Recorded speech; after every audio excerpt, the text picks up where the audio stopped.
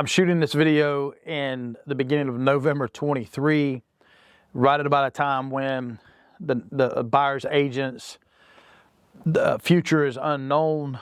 So as it stands today, I'm gonna talk to you about the responsibilities of a buyer's agent as we still work today in the industry. Give you some tips, some insights, and an overview of what a buyer's agent's responsibility is. Hope you enjoy the video. A buyer's agent is someone that a prospective buyer has chosen to help represent them on the buy-in side of a real estate transaction. So what normally happens is that it's a buyer reaches out to a real estate agent and says, "Hey, Matt, I'd like to see the property over at 12345 Main, whatever, and they want to see this property." So then you, as the buyer's agent, it is your responsibility to coordinate that showing with the listing agent. It's your responsibility to look at the history of the home, look at the price of the home. You start gathering information on this home. You meet up with the buyer and you can show them the home. There's a lot of different strategies and techniques. Some agents that we coach don't like to show houses to anybody that they don't have pre-approved. Other agents say, I will show them one before I require a pre-approval. It's completely up to you. It's optional, doesn't matter.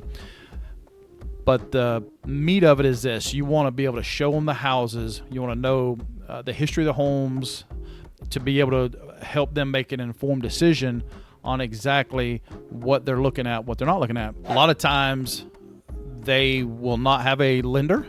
And if you have a preferred lender that you work well with, that is responsible, that knows what they're doing, that's hardworking, you very easily could refer them if you're legally allowed to in your state. And you can refer them to the lender. You get a pre-approval. Let's just fast forward. Let's say you've shown them 10 houses. They've chosen one that they want. You're going to help them with an offer. You're going to help them through a market analysis to determine what's a fair price for that home. And you'll take the information that they give you. You will prepare the offer. You will send it to them. They sign it.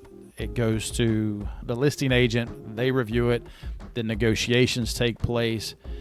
You are generally, as a buyer's agent, you're generally trying to get the most home you can for the least amount of money and to try to swing things in the favor of your buyer. The listing agent is going to try to do the exact opposite as far as what they're wanting, but they are also trying to make sure that they serve their client well as well. Then the process begins. You're going to help them through appraisals, inspections, surveys, any repairs that may or may not need to be needed. They can go back and renegotiate it. You have a couple contingencies and contracts that are built in that you're going to have to hit. There's generally a few escape routes in these contracts that allow your buyer to leave.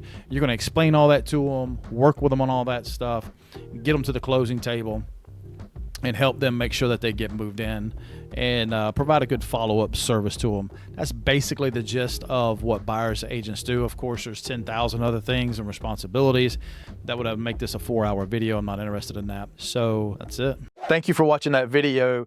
If there's some topics that you want some other videos made on, feel free to leave them in the comments below. You understand how this algorithm works. If you'll like and subscribe to it, it helps out these little channels like us. We should have some coaching opportunities and some e-courses in the description below if you need anything like that. But again, thank you for taking your time to watch these videos.